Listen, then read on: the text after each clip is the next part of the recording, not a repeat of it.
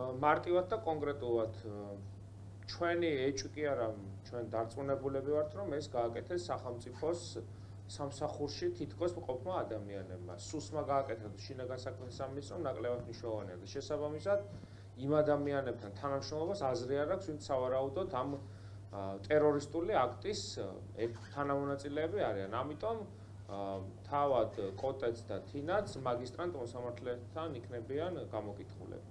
არის თანამშრომლებენ გამოძიებასთან, რომელიც არის ბიძინა ივანიშვილის ხელის ბიჭებით არის დაკომპლექტებული. სასამართლოც ასეა, მაგრამ ბევრად უკეთესი ვარიანტი არის ამ დისკომფორტისთვის, ვიდრე მაგალითად შინაგან საქმეთა სამინისტროს შენობაში მისვლა. თამარ დალიაშვილი არის ახალი ელჩი საქართველოს ამერიკაში, რომელსაც ტრამპის ადმინისტრაციამ აგრემანი გადასცა. როცა ოპოზიცია ცდილობს ორ ქვეყანას შორის ურთიერთობა წარმოუჩინოს, რომ არ არსებობს, ხომ არ ამგვარებს ეს ფაქტი ამ ნარატივს, რომ ამერიკამ ასეთ შემჭიდროებულ ვადაში გადასცა აგრემანი საქართველოს. მე ესე არ უყურებ, შეიძლება სწორედ ამ მიზნით გადასცეს აგრიმანი უფრო სწრაფად, რომ ის კომუნიკაცია, რომელიც ქართულ ოცნებასთან აუცილებელია, რომ იყოს იმ ვალდებულებების შესრულებასთან დაკავშირებით, რომელიც საქართველოს აკისრია დემოკრატიულ განვითარებასთან მიმართებაში, უფრო ეფექტურად იყოს გაგებული. მათ შორის ის გზავნილები ახალ არჩევნებთან დაკავშირებით, პოლიტპატიმრების თავისუფლებასთან დაკავშირებით, რაც არსებობს ჩვენი ამერიკელი პარტნიორების მიერ, გადაცემული იქნება უკვე სიტყვიერად ქალბატონი ტალიაშვილისთვისაც.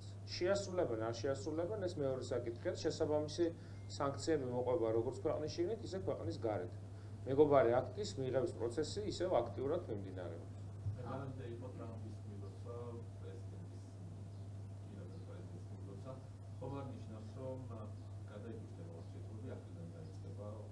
ამერიკის შეერთებულ შტატებთან ურთიერთობების გადადვისთვის ერთადერთი მეთოდი არსებობს, ეს არის ხელისუფლების ცვლილება.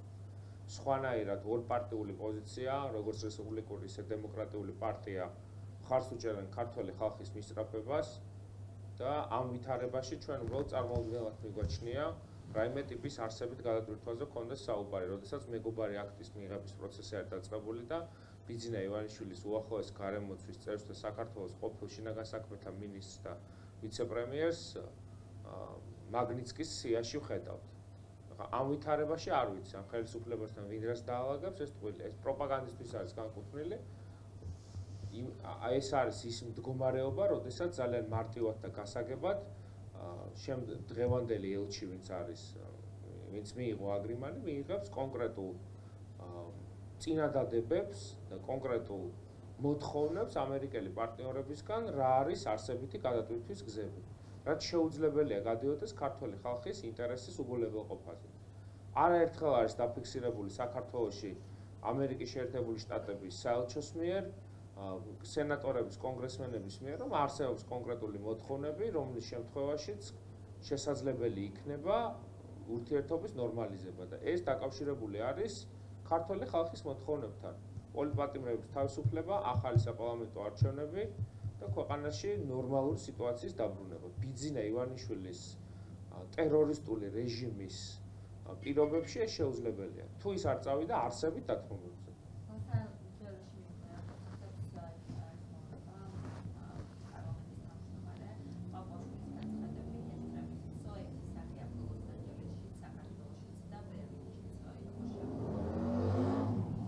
არ ვიცი. პაპუაშვილს ამერიკის შეერთებული შტატები პაპუაშვილს არტხოვს იქ ხარებას გაგზავნას. იმიტომ რომ ეს არის ექსტრემიზმს რას ეძახიან. ლოს-ანჯელესზე ნერვიულობენ და რუსთაველის გამზირზე რაც ხდებოდა იმაზე არა? 500-ზე მეტ ადამიანს როგორი სახის ფიზიკური დაზიანებები მიაყენეს და ქალები აწამეს, გააშიშვლეს, ფსიქოლოგიური და მორალური ტერორი მოუწყეს ქალებს. ყველაფერს თავი რა დავანებოთ. ეს არ აწუხებს ლოს-ანჯელესით არის დაკავებული. თავის საქმეს მიხედოს. ბატონო პაპუაშვილმა. თუ აქვს რამე, იმიტომ რომ არალეგიტიმური პარლამენტის თავმჯდომარე არ ვიცი რას უნდა მიხედო.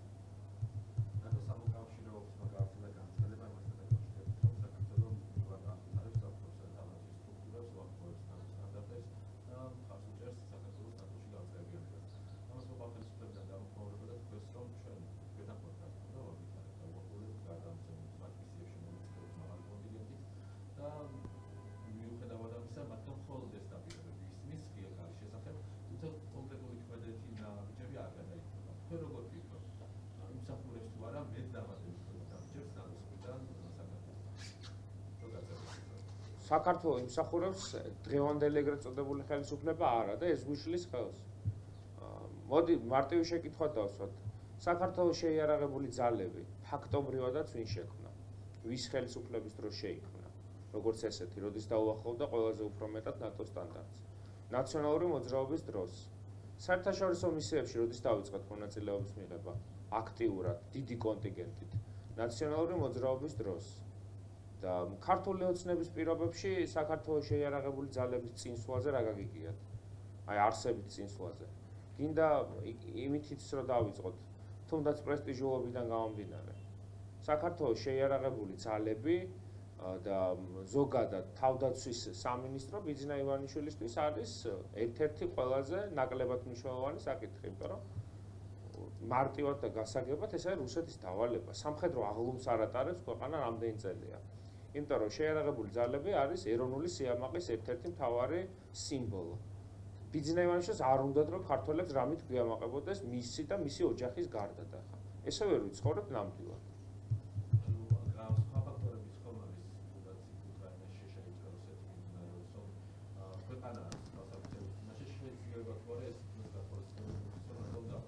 ჩვენ ყოფილიყავით ხელისუფლებაში და 26 ოქტომბერს არჩევნები არ გაყალბებულიყო, ნახავდით ევროკავშირის და ნატოს განცხადებებს, არათუ განცხადებებს, არამედ ნაბიჯებს საქართველოს ინტეგრაციასთან დაკავშირებით. და ხელისუფლება, რომელიც გლობალურ ომის პარტიას ეძახის, ნატოს, ევროკავშირს და ვინც კი დასავლური სახელმწიფოს პასპორტით დადის, როგორ წარმოუდგენიათ მე ეს წრიპინი. ნატოსთან დაკავშირებით ბოლოს ქართულმა ოცნებამ რა განცხადება გააკეთა. ნატოს დროშა ბოლოს როდის ნახეთ ქართული ოცნების მაღალჩინოსნის უკან. აი ეს მითხრას ვინმე? ერთმა.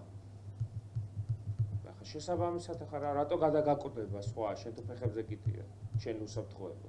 მათი უსაფრთხოება არის რუსეთს გავუწვეთ, ეს არის ქართული ოცნების პოლიტიკა. ახლა გაწოლილი თუ ხარ არავინ არ გადაგაკვდება თავზე.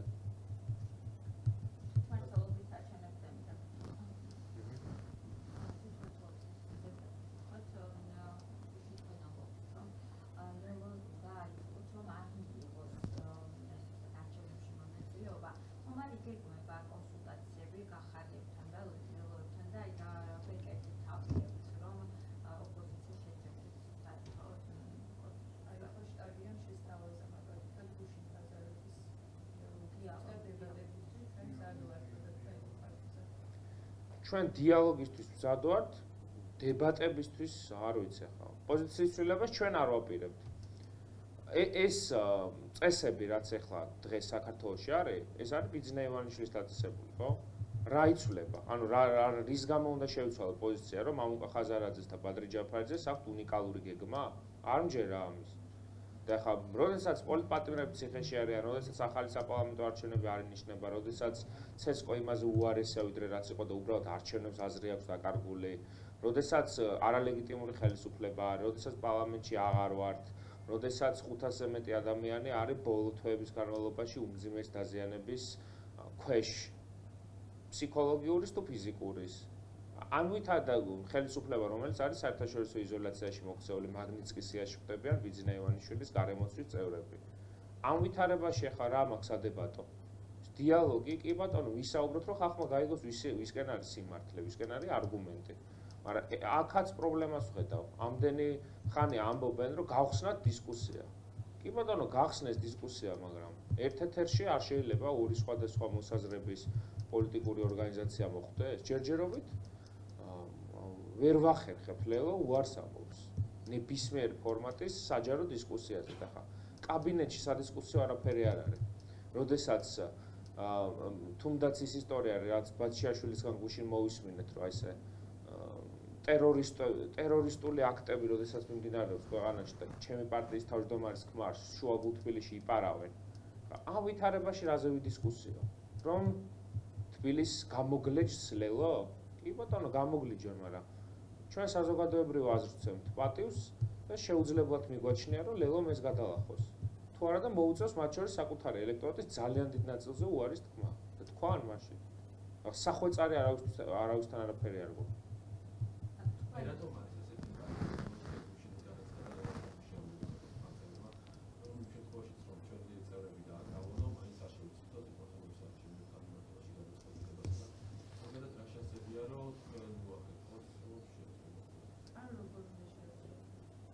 ამაში არის საქმე, მიმაჩნია რომ ეს ცალსახად არაკეთილსინდისერი პოზიცია იყო თავიდანვე. 3 თვის განმავლობაში, როდესაც საუბრობთ, რომ გავხსნათ დისკუსია კი არა, ვიმსჯელოთ, სანამ ნახევარი ოპოზიციის ლიდერები არ დაიჭირეს და მეორე ნახევრის ოჯახებს ტერორი არ მოუწყვეს, მანამდე ხმა არ მოიღეს და აღმოჩნდა, რომ თურმე შესვლა უნდა და შევიდნენ. ნახავთ რა სიზამო.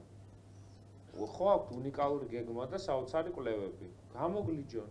უბრალოდ არათანმიმდევრულობა არის, არ ამეტება ეძალა ამისთვის, მაგრამ მოუწევთ ორ მხრივ ქართლში გავლა, ქართული ოცნების მხრიდანაც და ჩვენი მხრიდანაც. აქ ენის მოშლექვა არ იქნება. ეს იცოდეს ცალსახად ყველა. ენის მოშლექვა არ იქნება არც ერთ ვითარებაში. იმიტომ რომ მგონია რომ ეს არის ცალსახად ივანიშვილის თამაში, რომელიც ემსახურება შეიძლება იგივე მიზანს, რაც თავის დროზე ნებსით თუ უნებლიეთ იყო განცხადებული ამერიკის შეერთებულ შტატებში ქართველი ბიზნესმენების სანქციების გვერდის არიდებასთან დაკავშირებით, რაც მამუკა ხაზარაძემ თქვა. ისე არ აღმოჩნდეს, რომ ბიზნა ივანიშვილის აი ამ საერთაშორისო წნეხის მოხსნა მოხდეს ლელოს არჩევნებში შეგრიალებით, ამ სიტყვას გამოვიყენებდი.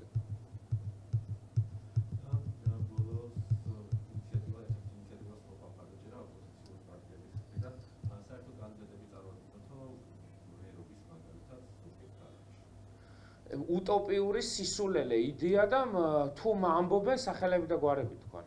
ეხლა სახში კაცი როზის, რომელსაც არასდროს ხო, ეხლა მე მესმის რამდენიმე სახელი და გვარ, ჯერ არ დავასახელებ, რომელიც ან უცხოეთშია, ან აქციაზე არ გაუვლია, არათუ დაჭერილა და არათუ დაჯარიმებულა და ეხლა სახში მყოფი უსაქმური პოზიციის დაუფიქსირებელი ხალხით, ვითომ ტექნოკრატები თუ აპირებენ ეხლა ჩემ დაბოლებას, არ დავიბოლებ თავს და არ ჩემი პარტია არ დაიბოლებს ამით თავს.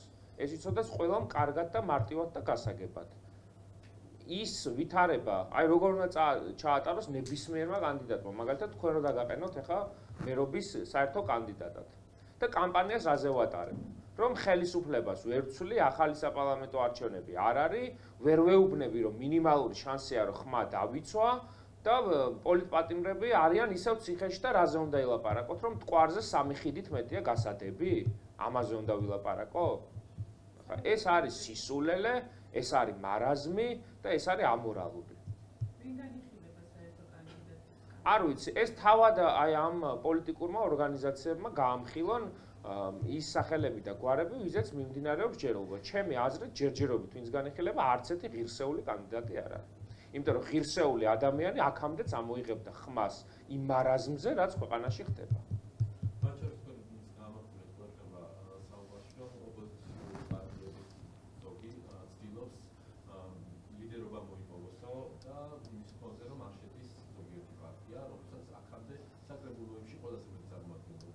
ჩვენ. შეკითხვა რაში მდგომარეობს? ამ ვერსიას ემხრობით თქვენ მაგალითად. არა, იცით როგორ არის, ერთი მეორეს არ გამორიცხავს. ვიღაცისთვის ეს შეიძლება იყოს შესაძლებლობა, რომ სანატრელი მეორე ადგილი მიიღოს. და ხარ, კი ბატონო რა. ან ოპოზიციაში პირველობისთვის მიდის ბრძოლა ამ ეტაპზე? შესაძლებელია, რომ ლელოს ერთ-ერთი ინტერესი ესეც იყოს. სხვანაირად მე ვერ ხსნი, ეს ხალხი არ მიმაჩნია ისეთ ადამიანებად, რომლებიც ვერ ხვდებიან ახლა რას აკეთებენ. კი ბატონო რა. იმასაც ვნახავთ მე რომ ვის რა დარჩება ამ ბრძოლიდან, არ მინდა. მათ ჯერ კიდევ აქვთ უკან დასახევი გზა, ხო ამბობენ რომ პოზიცია არ არის ჩამოყალიბებული. ჩამოყალიბდნენ არ შესვლაზე. და თუ შევლენ, ახლა რა თქმა უნდა, ეს იქნება ერთ-ერთი მთავარი მიზეზი, რის გამოც შევლენ. რომ მეორე ადგილი საპატიო ვერცხლის მედალი ჩამოგიტოს ბიზნამ ყელზე.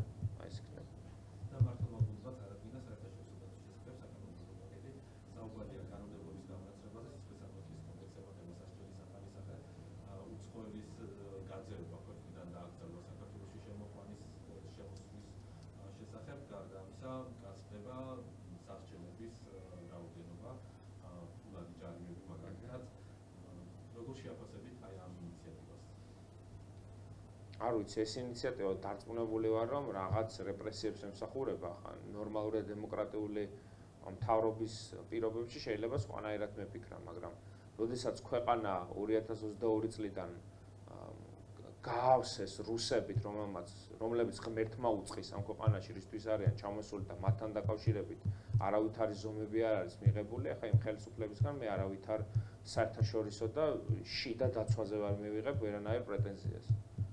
საჭიროდ თქვით, იმიტომ რომ მართლა გულში ამბობენ, რომ ბოლო პერიოდში სოციალურ ქსელში უცად რომ საფრთხის პროტესტი უცხოელებთან დაკავშირებით არ ვიცი, თუ ისინი გულისხმობენ მაგალითად იმ სახელმწიფოებს, რომლებიც უვიზოდ დადიან ამ ქვეყანაში და რაღაცა სამუშაო ადგილებთან დაკავშირებით პრობლემას ქნიან, უვიზოდ ქართულმა ოცნებამ მისცა ამ ქვეყნებს გადაადგილების საშუალება. მათ შორის ბოლო გადაწყვეტილებითაც რამდენიმე თვის წინ შემოუშვეს ახლა. არ ვიცი, აიღონ მაშინ პასუხისმგებლობა ისევ ამაზე.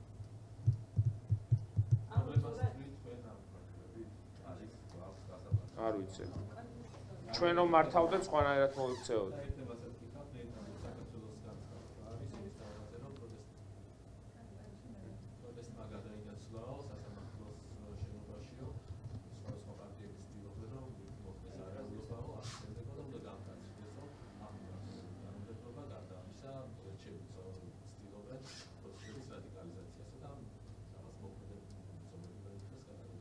ეს ორგანიზაცია როგორც ქართული ოცნება ღელავს, ისე ღელავს მაგალითად ნატოში შესვლაზეც. იგივე ხალხი არ არის? აი როგორი მზრუნველებიც ისინი არიან საქართველოს მიმართ, ზუსტად იგივენაირია ქართული ოცნება. მათ საქმე არ არის პროტესტისად გადაინაცვლეს ნეიტრალური საქართველოს. არავინ არაფერს არ ეკითხება მათ. ქართული ოცნების ორღობის NGO. მათ შეფასებას არ გავაკეთებ, არაფერს არ წარმოადგენენ ჩემთვის. ინეიტრალონ და იარონ აქეთი. აი რაც ხდება სასამართლოში ეს პროტესტებში რაც ხედავთ კადრებს იქ გამოყავს სამართალდამცველების არის სამართალდამცველები არ არის მარტიაშვილია თუ მატიაშვილია თუ როცა იქნება და ხელისუფლება შეიძლება პასუხს აგებს ქალებთან დაკავშირებით ესეთი მოპყრობისთვის ეს იცოდნენ კარგად. ხო არიან ქრისტიანული და ტრადიციული ღირებულებების მატარებლები. უკანონოდ დაკავებულ შვილს პროცესზე მიაკითხავს დედა და ესე გამოიყვანს სასამართლო შენობიდან ეს რომელ ქრისტიანობაში, კაცობაში ან ეროვნულობაში ჯდება. ნეიტრალური საქართველოს მისამართით ვამბობ ამას. გამოხატვის ჩარჩოებში ჯდება იმას რასაც ხედავს ცალსახად და ერთმნიშვნელოვნად.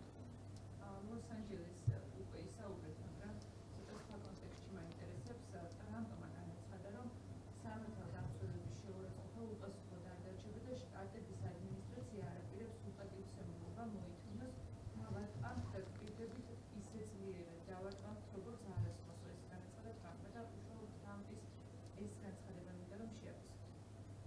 სწორი პოზიცია არის. არ ვიცი, ამერიკის შეერთებული შტატების პრეზიდენტი, სენატი და კონგრესი მიიღებენ იმ გადაწყვეტილებას და აღმასრულებელი შტო, რომელიც მათ ინტერესთან არის გამომდინარე და არ ვიცი. შეიძლება ქართულ ოცნებას ესეთი ინტერესი იმიტომ აქვს, რომ ბოლო სერიაში ტრამპ შესთავაზონ ხარებას და მისი რაზმის გაგზავნა საზონდეროთ იქა ლოს-ანჯელესში.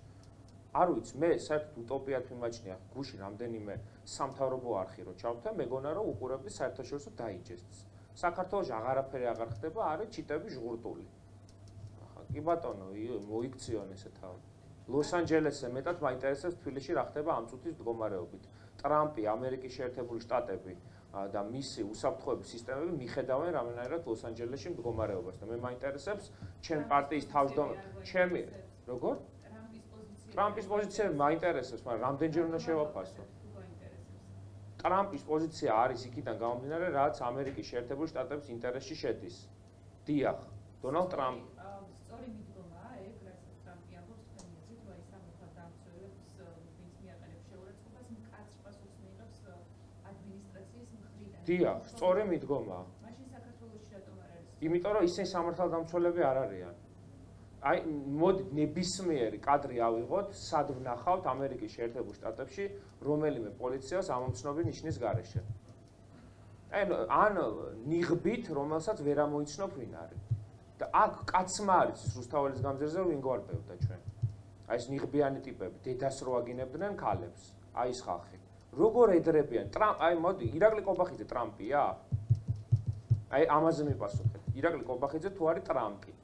შალვა პაპუაშვილი თუ არის, არ ვიცი მე მაგალითად. არა, ახლა როგორ ედრებიან?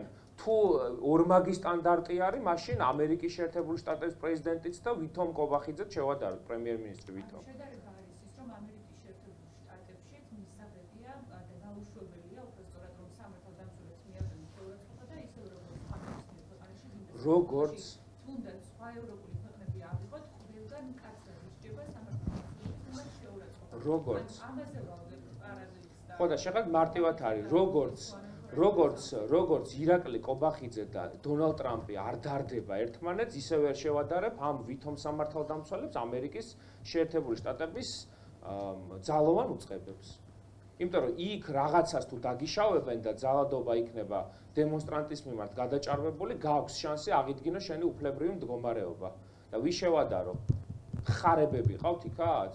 და ეს ისინი, რა ქვია, მილერი ლაგაზაურები ყავთ?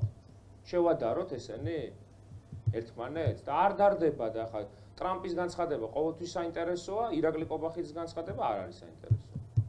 და იჯავროს ქართულმა ოცნებამ. ანუ ეხლა ქართული ოცნება ხო მაგობს, რომ ლოს-ანჯელესში მოხდეს იგივე, რაც რუსთაველის გამზიზე ხდება, რომ თქვენ რომ აი გადასარევად მოქცეულ ვართ. არ მოხდება ლოს-ანჯელესში იგივე და თუ რომელიმე სამართალდამცველი გადააჭარბებს თავისუფლ ამოსილებას, ან სამსახურის დატოვება მოუწევს, ან ციხეში წავა. ეს არის სხვაობა.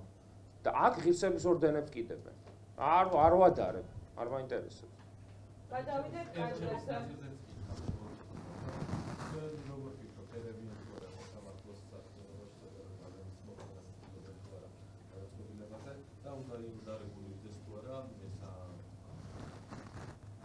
არ ერევია. თუ ვინმე ერევა სასამართლო გადაწყვეტილებებში, ერევა ბიძინა ივანიშვილი და მისი დამქაშები. სასამართლოც არ არის. ის არის რაღაც ნოტარიუსი და არ ვაყენებ შეურაცხყოფას ნოტარიუსს, მაგრამ ნოტარიუსთა პალატაა.